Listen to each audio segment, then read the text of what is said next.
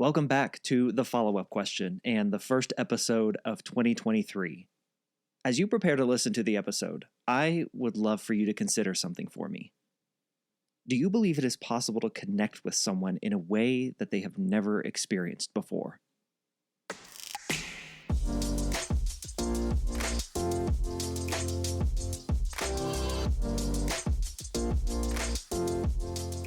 Welcome to the follow-up question. I'm your host, Michael Ashford. Come with me on a journey as I explore how we communicate well. What we have been taught about communication and what has been modeled and incentivized through culture has left us in a place where we know how to exert our ideas and opinions and beliefs onto each other, but we miss the entire other half of conversation, the extraction. My aim with this show is to bring you perspectives and ways of looking at issues or topics that perhaps you haven't considered before, to teach you how to ask curious questions, how to seek understanding over certainty, how to listen and give space, so that ultimately you might become a better communicator. I'm a former journalist who believes everyone has a story to tell, and it's only when we ask questions and listen that we reveal what connects us as humans.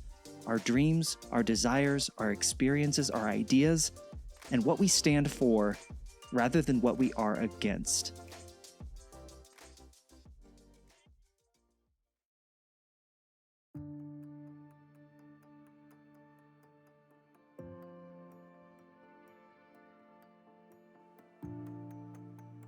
As I have said many times on this podcast, the core lesson that I have learned on this journey is that your ability to communicate across divides and connect with others in ways that foster common ground. It typically follows a process of first getting curious about your own thoughts and beliefs before you begin to get curious about others and seek out ways to expand your understanding of someone who doesn't think or act or believe as you do. Now, you can ask questions of others and have conversations with people you disagree with all day, every day. But if you skip the step of examining yourself and getting honest about the experiences and relationships that have helped shape who you are, more often than not, the opportunity for connection will be missed. And this practice of self-reflection fascinates me. How does one get to the point where they do the uncomfortable work of questioning the very makeup of who they are? What you're about to hear is my conversation with Karen Hardwick. Karen recently released a new book, The Connected Leader: 7 Strategies to Empower Your True Self and Inspire Others. And while it is a leadership book aimed particularly at business leaders, as I read The Connected Leader, I found that so much of the uplift Karen advocates for can be extended into our conversations outside of our work lives, whether you consider yourself a leader or not. Karen and I have a deeply meaningful conversation about the role our ego plays in our relationships with ourselves and with others. We talk about a way to think about listening to ourselves and to others that doesn't feel so gimmicky. And we get into her belief that we must shed the desire to want to save someone else when we disagree with who they are or what they believe.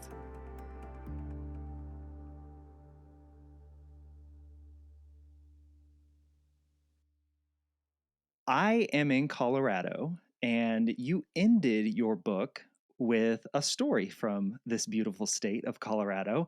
And rather than me read it or the readers read it, I would love to hear that story from you, Karen, to kick us off. I'd love to hear the story of that you put in your book about Colorado. Oh, wow. I love that story. So thanks for asking me about that. So yeah, if you live in Colorado, you know how breathtakingly beautiful it is, right? Yes. And I was there with family. We were at a wedding. We were staying in this beautiful place. And I got up really early, which is my practice, Michael, wrapped myself in blankets in June because it was still so very chilly in the morning, and sat by this gorgeous stream, having my coffee, praying, meditating, doing all the things I do. And I looked out in the distance And down the mountain was coming this herd of mama elk and their babies. And I was just speechless, Michael. There had to be about 30 of them in the herd. Now, good thing I didn't know that elks have a habit of stampeding human beings, because I was sitting there so enthralled and so naive. So I'm sitting there, I'm watching the mamas and their babies, and they're coming closer and closer and closer until literally one of the mamas was standing about 5 feet from me. I was fearless. I didn't know what I was dealing with, but I knew I was in the presence of this remarkable moment. And she looked at me in the eyes, and we held each other's gaze for about literally 10 seconds.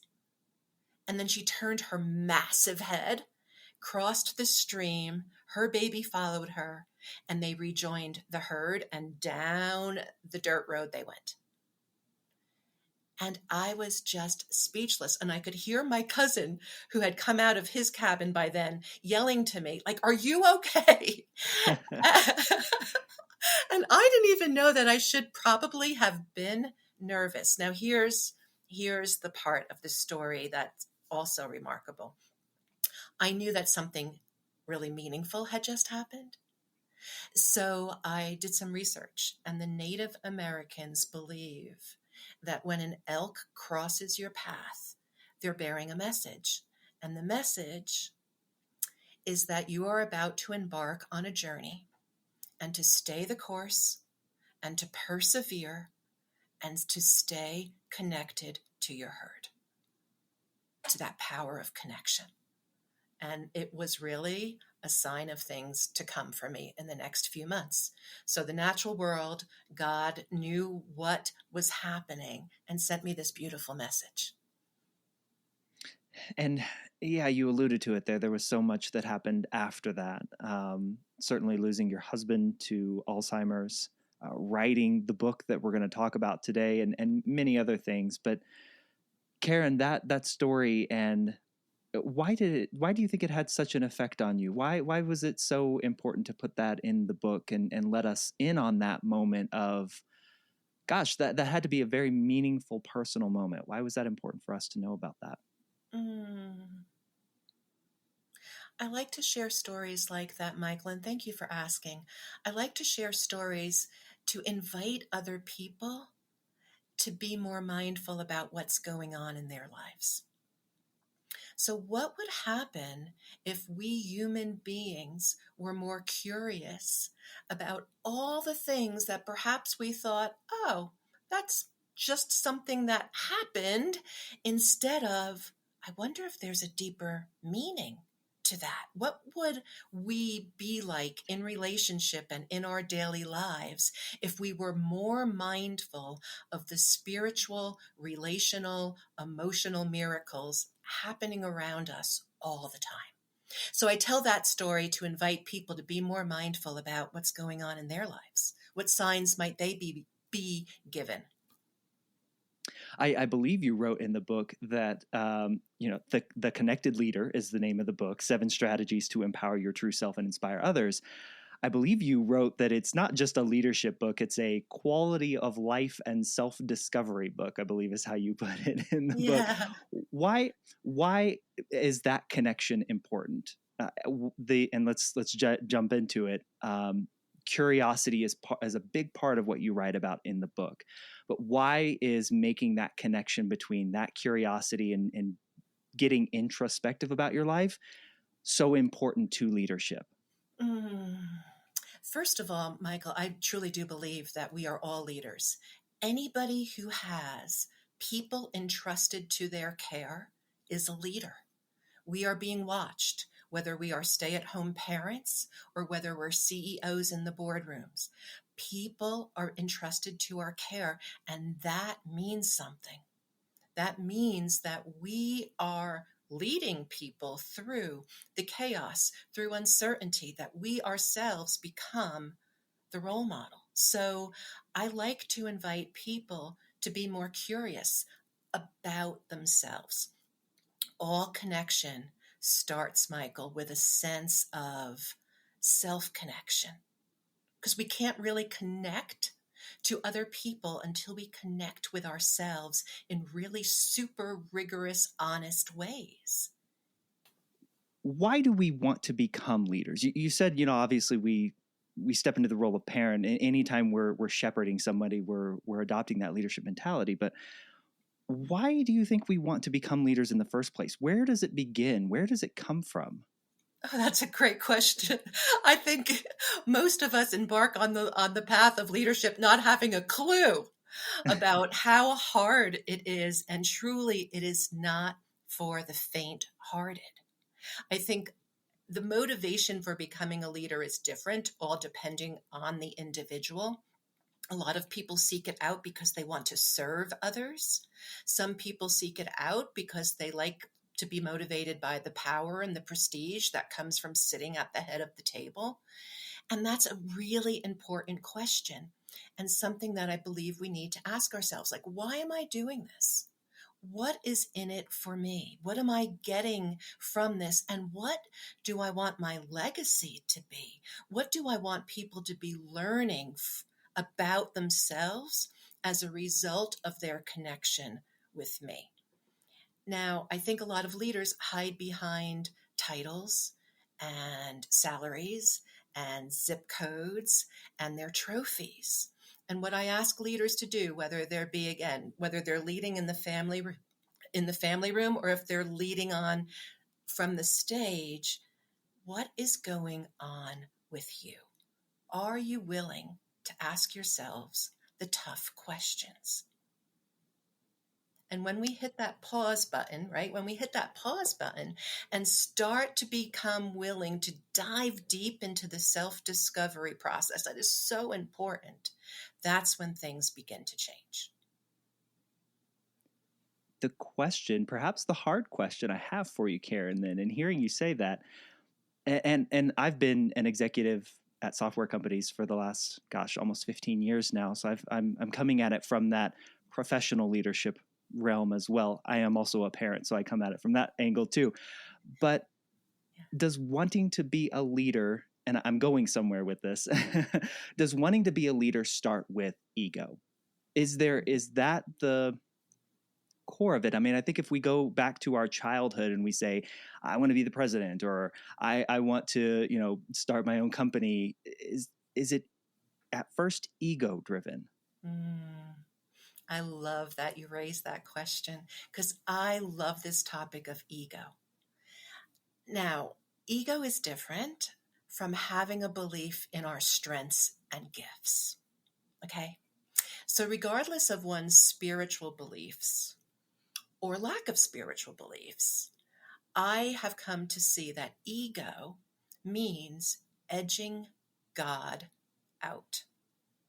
So again, whether you have spiritual beliefs or don't have spiritual beliefs, ego is what happens when you start to believe you're all that you are the one pulling the puppet strings, or that you are the one who can get people to do things, or you are the one who only matters, and you know it all, and you've got this, and you're good. And that's when people start to lose their grounding. So I think it's really important for us to unpack how each of us are trapped by our egos and how that keeps us stuck and not growing. Okay. Let's keep digging in here. The reason I asked the question if leadership starts from ego is because of the next question that I had in reading the book, which was, if that's not the case, why does connected leadership need to be taught? Why is your book something that you believed, and many others, as evidenced by your intro to the book and how long it was? Why is there a need for a book on teaching connected leadership? We are unraveling. We are unraveling individually and collectively in our personal relationships, in our professional life, Mental health diagnoses are up. We have the tsunami of addiction. People are burnt out, ungrounded, untethered, arguing, unhappy, dissatisfied, disengaged, and disconnected. And so something needs to shift. How can we embrace all of our wonderful advances while also concomitantly holding the things that are sacred that so many people are jettisoning these days? Right? We're throwing out the baby with the bathwater, to quote an old adage, right? We are leaving behind the very things about community and well-being and real eye-to-eye connection that helped us to navigate really tough times. And we are disconnected from ourselves because I'm using the collective we, are pursuing so many things that are supposed to be creating a solution when the solution is inside of us. There's no outside solution. We need to dig deeper into our wounds, our flaws, our experiences, our hot mess in order to be able to stand clearly and firmly in our strengths. So connection is really important, and it all begins with self-connection. You make a point that is a very uncomfortable process. Oh, yes. Holy cow. Yes. And I've asked this of so many guests on this show, but I'm fascinated by how people come to that point where they begin to do the uncomfortable work of looking inward. From your vantage point, Karen, how does that occur? How does one begin to lean into that discomfort of examining their inner self first before they start, pointing the fingers outward and saying, you need to do better. This isn't right over there. How do we cross that threshold? Yeah, that's the question, isn't it? It all happens because of some painful situation, right? Something no longer is working. There is an unraveling. There is a loss. There is a holy crap moment. There is a hitting your knees moment. There is like holding on with your fingertips moment. Something is no longer working. And it could happen in a wide variety of ways. It could happen in the really big dramatic ways, like an executive walks into their office and there are 8 people sitting around the table and it's an intervention. It could happen because we lose a job. It could happen because we're served with divorce papers, because we have a child that we can't save. Or it could just be a sense. I had a leader call me just the other day who said, there's really nothing dramatic going on now. I'm not sure if I really believe that, but I'm feeling numb and really like nothing matters. And this is a person whose life includes a private jet, who includes all the things that people tend to think, oh, they've got it made, right? So it involves some kind of a catalyst. Something is happening, Michael. What do you say to the person who's like, I don't want to get there. I don't want to go through that. What do you say to the person who's like, okay, you convinced me, kind of spooked me here, Karen. How do I avoid that discomfort? Right. Who wants to get to that, right? Where you feel like, oh, wow, the game is really, really up, whatever that is, and everything starts to fall apart around you. So this is what I say to executives when I'm coaching them and people when I'm talking to them is if you want to avoid that type of tremendously disruptive occurrence, do your work now. Avoid the heart attack, avoid the midlife crisis, avoid something falling apart so you could put things back together. How can you just take the invitation that we're all on a hero's journey of some kind? And that means we have to leave our comfort zone to really find our true self. And are we willing to do that before we get a tap on the shoulder to say, you know, the gig is up. Yeah, I know you are have a very firm belief in God.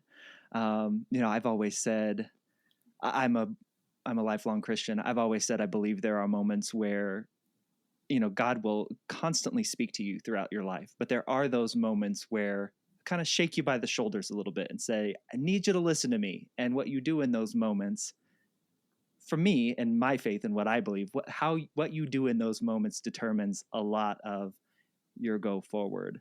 And I think I've felt a lot of that and read a lot of that in your book and heard that in your answer right there, Karen. Oh, yeah. On the disconnected side, then, let's help put things in perspective for leaders who may not even realize they need to get to that point. What does disconnected leadership look like? What are we trying to solve? Mm. Look, work is work. It's not summer camp. We all know we have to make our quarterly numbers, that there's a marketplace that we have to keep our eye on, that we have to think about the competition, that we have goals we have to meet. I am never suggesting that we lose sight of that. And especially in this world that we live in today, people are looking for more meaning and purpose at work. People want to feel psychologically safe, as if they matter. And that doesn't mean anything goes. That doesn't mean that we tolerate bad behavior in the workplace. But what it means in terms of disconnection is people want more from their leaders. And so us leaders have to dig down really deep to give them that. But we can't give it if we don't have it, Michael. And we certainly don't need another MBA kind of a oriented checklist into leadership. What we need is our true stories. We need to come with our mess. We need to be able to say, I've learned the most from the messy mistakes I've made in my life. That's what people want to hear. They don't want to hear all the gory details necessarily. That's not what I'm talking about. But they do want to hear about a leader who can talk about their mistakes, who talk about the dark nights of the soul, so to speak, who talk about all the times that God might have been there talking to them, but they were not listening. Like you, I always believe that God is showing up. And sometimes God does have to grab us by the shoulders because we are ignoring that presence, because we are driven by our ego, because we are edging God out. Yeah. Yeah. Question of perhaps a challenging nature. You mentioned yes, the work has to be done, that we do have jobs and there are things that have to be accomplished in that realm. And then you added on the layer of what people are starting to show up to work expecting above and beyond that. You even write in the book that leaders are now being asked not just to maintain or grow the bottom line, but they're being tasked with or challenged to bring about a revival of sorts in people, or a emotional healing, or of course, all of the initiatives that I think we've seen over the last, name off how many ever years you want, that more people are showing up with greater expectations of their leadership at work. The question perhaps to challenge that is that a fair thing to bring to your leaders at work? Great question. And here's where I'm going to be really curious. I talk about how important it is for us to say, I don't know. Yeah. And I'm going to say that here. I don't know. And I would be misleading your listeners if I said, I have an answer to that. And here's the formula. I think it's a great question. And I think it's really worthy of conversation. Is this fair to now expect our leaders to be therapists, spiritual directors? Is it fair to ask our leaders to show up really vulnerable? I think there's probably a way through this, but it means we have to have some really tough conversations, honest, vulnerable, real, and raw. What I do think I safely know is that the old model of command and control is not working. And that doesn't mean that somebody has to stop being decisive. It just means that, are we being invitational or are we being confrontational? Because even when we're saying to our people, this needs to be done and it needs to be done by such and such a date, there's a way of saying that that's invitational, and there's a way of saying that that pushes people back on their heels. Yeah, so very true. I think young, immature leaders who maybe come into a position that they weren't completely prepared for. I know I was certainly there myself. That is a lot of how that style comes out. It's a demanding kind of confrontational way. I love the way that you put that, Karen.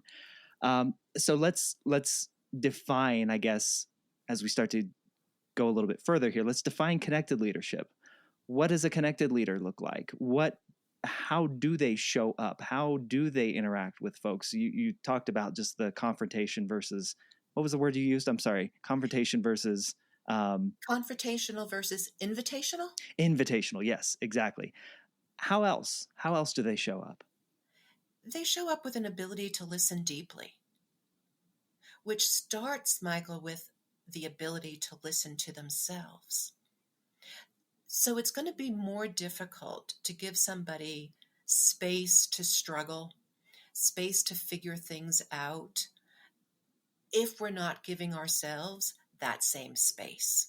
So one of the things that I like to ask the executives that I work with is to find some way every day to carve out silence for themselves, to learn to listen to what's going on inside of them. And there's a lot of human beings who find that really scary. They don't want to find out what's going on deep inside of them. They don't want to pause and necessarily feel what they're feeling. There's so much addiction going on in our world today. Drugs and alcohol seem to be the go-to for so many people to numb themselves, to take the edge off. I'm heartbroken by the addiction statistics. And there's many other ways we numb ourselves other than drugs and alcohol. It's work. It's having to be the one in charge, one in control. It's sex, it's pornography. It's the things that take us out of ourselves. They're the maladaptive ways we have of coping, which bring negative consequences into our life. So the more we can listen to ourselves, the less apt we are to fall prey to that addictive call.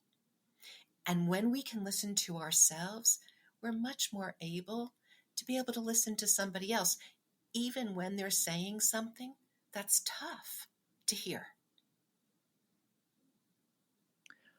I'm going to make a statement that I think you will agree with. Okay. And then I have a question out of it. I don't believe we were ever taught to communicate well. And I think a big piece of that is we have no idea how to listen, to your point, to ourselves and to each other. My question out of that, Karen, how do we learn to listen well? What is missing from our education system, from our upbringing, from the images that we get shown on TV and in popular culture? What is missing that we are unable to listen to each other? Well, first of all, I think you're doing a super job of listening. Well, thank you. Yeah. And I think we're having a really meaningful conversation because you're doing such a good job of listening. Again, I wrote this book not because I have the answers. I wrote this book because I have lots of questions and have had a plenitude of experiences that were both hurtful and things I had to look at for myself, and also experiences that were really triumphant and healing. So that's why I wrote this book. So here's where we dive into really the core issue. None of us get out of childhood emotionally alive, so to speak. We all have our stuff. Some of us much more traumatic and dramatic than others. However, there's things that we go through as children that are so hard for us to understand and metabolize. Times where we were disappointed or felt abandoned or misunderstood or disconnected. And the hustling for approval starts then. And I really want to make this clear because most people, let me correct that. A lot of people will say, I had a great childhood. Okay, well, I would say, let's unpack that. And it doesn't mean that just because I'm asking you to look at your childhood, that I'm asking you to criticize your parents. However, all of us had some experiences in childhood that were hurtful, inside the home and outside of the home. And I think it's really important for us to think about what kind of masks and persona and mechanisms for approval did I develop then to keep myself safe, to please the people I was trying to please. So we all have those mechanisms. And I think it's really important for us as leaders at home and at work to start looking at that. What would it be like if I stopped hustling for approval? If I put down the tools in my toolkit that are really designed to prove my worthiness, what would it look like if I could actually live and work and speak and listen from my true self? There's so much similarity in that answer to what Ian Morgan Cron, who was previous guest on this show, how he said, because I asked him the question, do any of us get out of childhood without trauma? And he said, no. No, we don't. And that's so much of what the Enneagram, and I know you referenced the Enneagram in your book as well. And I believe you know Ian as well. Something that struck me, Karen, in your book in talking about this topic of listening and listening to ourselves, you talked about listening not being a mirror, but being a prism. And I highlighted that, underlined it, said, yes, I have to ask you about this because I absolutely loved that imagery. I think we all as kids kind of held up a prism to our eyes and like looked at all the colors and all but can you describe what you mean by that? By listening is a prism and not a mirror, just simply reflecting back a one-dimensional view of ourselves. Yeah. Ian and I have had many conversations about this, actually. We do know each other, and I was delighted to see that he had been a previous guest of yours. Yes. So, and thank you for reading the book so carefully. You know, there's this gimmick that a lot of us were taught, whether they would be in workshops or church youth groups or college leadership courses, where it's called reflective listening, where, for instance, you would say something, Michael, and then I would say in return, Michael, I hear you saying. And I remember when a therapist first tried that on me, I felt so irritated because that feels gimmicky to me. It almost feels condescending, and I understand the intent. However, I don't believe it gets us to where we need to be, which is a deeper understanding with ourselves and others. So I think listening is more about figuring out not how we can mirror back to somebody, but how in partnership with somebody else, we can unpack all the nuances, all the intricacies, the complexities of what's being said and what's not being said. There's so many shapes and colors and textures and nuances to any conversation. And it feels so, it's such a gift when we're with somebody who's paying attention to what we're saying and to what we're not saying. who doesn't rush in right away with an answer or a piece of advice, who can ask a question that helps us to think more deeply, and sometimes who can just simply say, "Thank you so much for trusting me with that. Like, I'm holding what you said so very carefully." You know I love that answer, Karen. Okay. If you know anything about this show and about how I view the world of quote unquote active listening as exactly how you described, it feels like such a performance Oh, yeah. and not an authentic connection with someone. So gosh, I love that answer so much. Okay. Okay. Now I have to challenge you on something that you wrote because it challenged me. It stopped me, and I'm going to read it here, and then I'd love to dig in with you. It challenged me, and because I immediately felt when I read this, ooh, I don't know if I believe that. Mm-hmm. So I'm gonna ask you about it here. You wrote, if you tell yourself you can love and understand someone in a way they have never before experienced, run. You are not their savior. You are not that special or powerful. I promise you, you will not be the exception. I disagree, but I want to hear more from you. There has to be more. I feel and sense there is more than just those, gosh, what is it, 5 sentences. What were you getting at there, Karen? I want to hear. And I want to ask you, what did that bring up for you? Like, what did that bring up for you? What was hard to hear about that? So those are the questions I'm holding when anybody bristles, right? Yeah. About that. Yeah. I bristle about that. I bristle when I read those words because for me, they're so darn true. For a long time, and I was raised to believe this, so I came by this complete maladaptive way of thinking about myself. Honestly, I believed that I was people's savior and rescuer, and that love is enough. And it's not, and I'm not, and none of us are. Now, love is an incredibly powerful and healing and transformative place to be with somebody. And I believe it's God-given, that it flows through us. God is the ultimate connector. He put skin on and came here. So yes, it's powerful. And people also have to participate in that.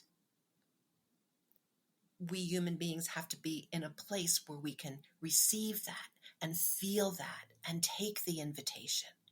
And not everybody is willing to be loved. They don't feel lovable yet. And so what happens to people like me who believe that they're the rescuer or the healer or the savior or the superhero is that I became addicted to that role. And it was how I found worthiness, Michael, and how I was trying to prove my unlovability. And it started because I couldn't save my terminally ill mother from dying. Mm-hmm. I couldn't. I was a child. I couldn't save her. And so I looked for people to save my entire life until I got so sick and tired that I was sick and tired. So I'm here to say none of us are the Savior. None of us are God. And the people that we love, that we would literally sell our skin for, can definitely be transformed by that love. And yet first they have to learn to love themselves. So that's my answer. Yeah. Yeah. I love that you gave more nuance to that, because I agree with everything you just said, actually. I think where I bristled was I wanted to separate it in my mind. The first part, if you tell yourself you can love and understand someone in a way they have never experienced. That, I believe, is a lot of what the work that I'm trying to do here is. While also detaching myself from being someone's savior. Because I agree with, absolutely. We humans cannot put that pressure on ourselves to love someone to the point where they change or feel that. But we can love and connect with them and understand them. The whole point of my show is to understand people from different perspectives and backgrounds in ways that perhaps we hadn't considered before. And I feel there's a dearth, a chasm of people that feel there is no one who will listen to them. And I think if we can apply the things that I'm trying to get us to apply, which is to communicate well, to listen, to ask more questions, I think people can experience through us a connection that they have never experienced before.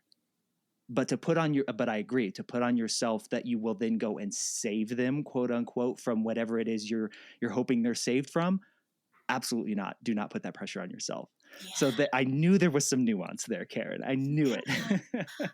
I love that. And isn't it so very difficult to walk that fine line?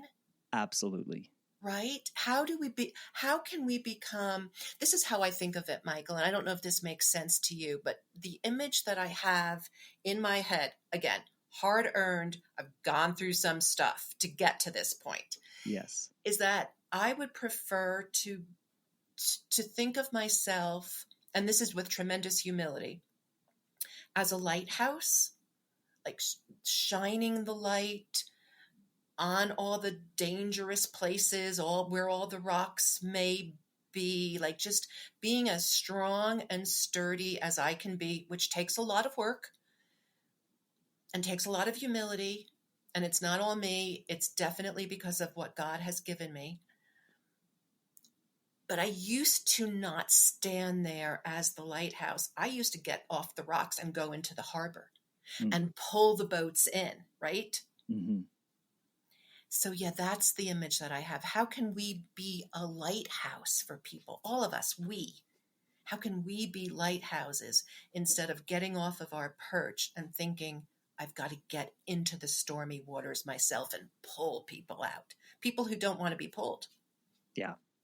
Yeah. There's a lot of danger in that for sure. Yeah, there is. Okay. So let's bring it back around to connected leadership here. A lot of what you write about in the book, as we kind of start to wrap things up here, a lot of what you write about in the book is this idea of chasing slow.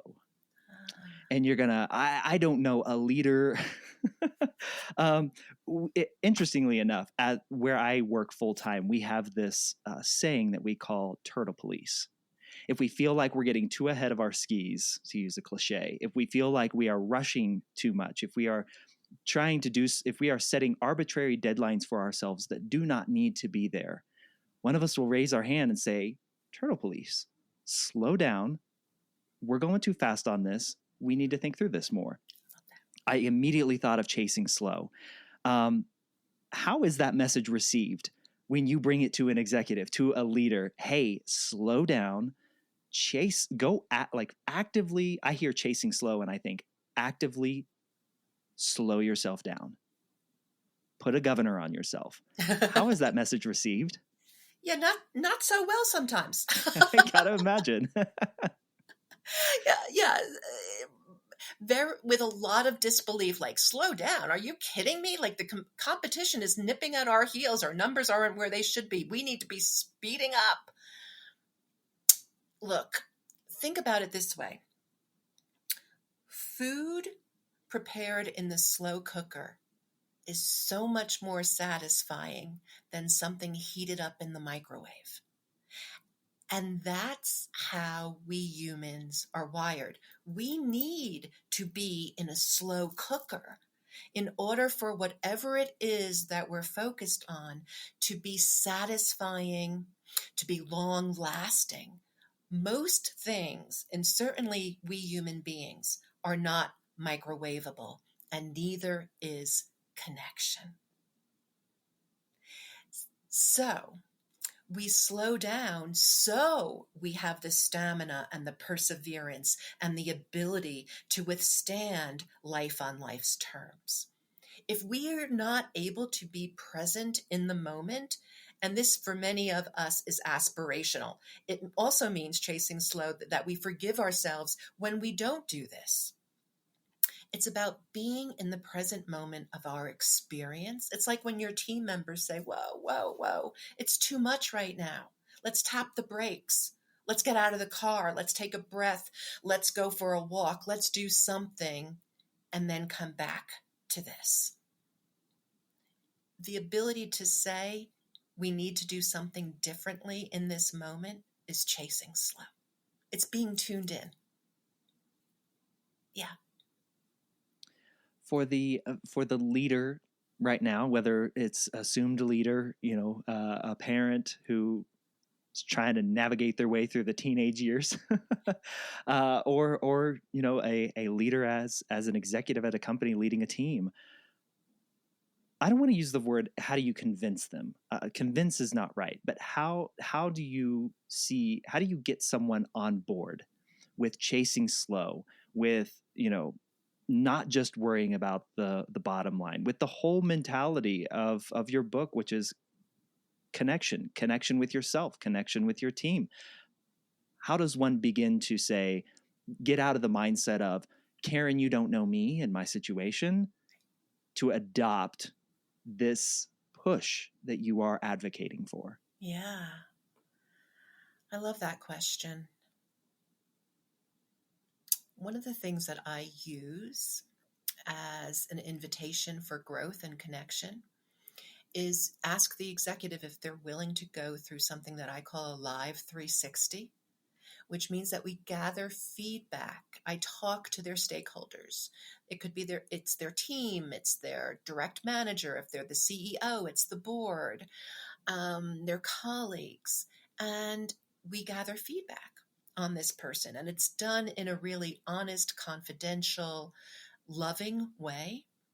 Because research shows, Michael, that 95% of us human beings believe we're self-aware. And the same research study bears out that only 10 to 15% of us truly are. And that self-awareness goes way beyond this cognitive exercise of being able to list our gifts and our strengths, which to a certain extent, a lot of us can do. However, the other piece of self-awareness, which is when we move from information to transformation, is accepting how we land on other people. How are other people experiencing us? Because we might have once a sense of how we're doing that based on our intention, but the reality is different. So are we willing to accept when people tell us, I need to let you know how it feels to me when you fill in the blank? So we have to ask people are they willing to examine the story they're telling themselves? Yeah. So you brought up some trauma for me, Karen. Okay. Oh. 360 reviews. I've been through a part of one in my past, and it was awful. Mm-hmm. It was an awful experience. I say that not in that it was untrue, but and I was very young. I was in my first kind of managerial role as a leader. And you used a word there, loving. The information was not delivered in a loving or kind way. The information was almost used as a weapon. Yes. Or at least that's how it felt. Now, again, a lot of it was untrue, or a lot of it, was true about me and how I showed up. And I have done a lot of work over the years to get better at that stuff. But my goodness, it was so traumatizing in the moment to be delivered that kind of feedback in such an unloving, unkind, adversarial way. I guess the question just that comes up is like, how, Karen, Mm. how do we deliver that information that we need to help us with that self-reflection that you just talked about in a way that is kind, does spur positive change or positive transformation, again, to use your word, where we don't feel wounded and I don't have this trauma now for 20 Yeah. years. Well, absolutely. When somebody comes at us, even if it's truthful or partially truthful, as if they have an axe to grind, Mhm. or they want to deflate and defeat the person they're giving feedback to, it is traumatizing. And it leaves a really queasy, long-lasting feeling in us. I believe that feedback is one of the most wonderful gifts we can give people, and yet it has to be done in a way where we are really not out to blame and shame them, which means we have to be able to do our own work. Again, back to that self-connection piece. If I'm coming to you, Michael, and saying, "Can we have a conversation about something? There's something that's bothering me." I've got to be able to have sat with what I want to say to you so that I'm coming to you to deepen our relationship and not to defeat it. Now, there are some people who are going to be able to receive that. There are some people who are not going to be able to receive that, even if it's given in the most beautiful way. So I think it all goes back to, is the deliverer of the message doing their own work? And I'm sorry you went through that. And that is Yeah, not an uncommon situation. It's traumatizing, it is. painful. Yeah. Struggled with many years with that one. Yes, but of course. I hope and pray that I am among the 10 to 15% that has done the work. Yes. Yes. uh, Karen, I know we've jumped all over the place here, but I have truly enjoyed this conversation, and just the thoughtfulness that you put into your answers. So thank you. Last question that I ask of all my guests: what is a question that you wish you were asked more? Mm.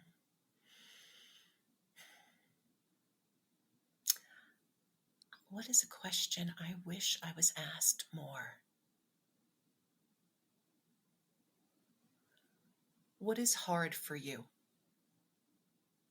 Let's go there. What Yeah. is hard for you, Karen? What is hard for me? Mm.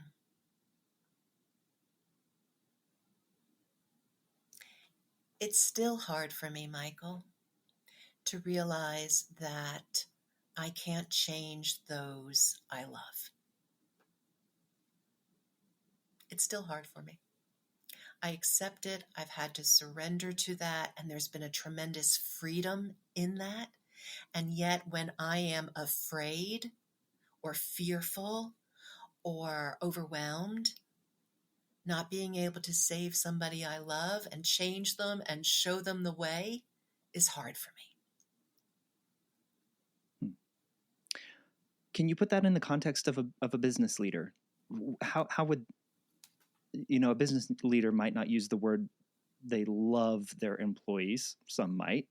Um, but how might that answer change in the business sense? Mm. Thank you for asking that. In the business sense, I have seen leaders really struggle with giving up their ability to change somebody. Now, it might not be motivated by love, but it could be motivated by um, performance, or I need this person to do this differently. Why aren't they getting this? And a lot of leaders don't want to give up on their people. They see their people's strengths and their gifts, and they ignore the fact that there's something going on with this person that's not able to consistently perform.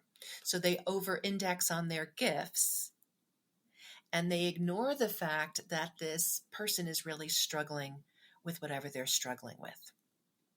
And I think that that's part of a leader's humility, is realizing I can't change people. They've got to want to change. That so perfectly goes back to you're not someone's savior, right?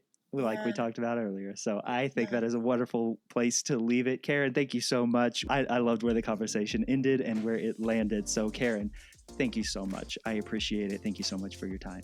Thank you for your wonderful questions, Michael. It was a joy to be here. Thank you.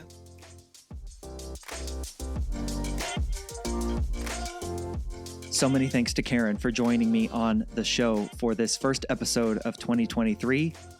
Links to connect with Karen and her work are in the show notes. And please do me and Karen a huge favor and share this episode with someone you know who might also find some value in listening to our conversation. Share the episode with your network. Help spread the good word about the importance of being more curious and asking more questions.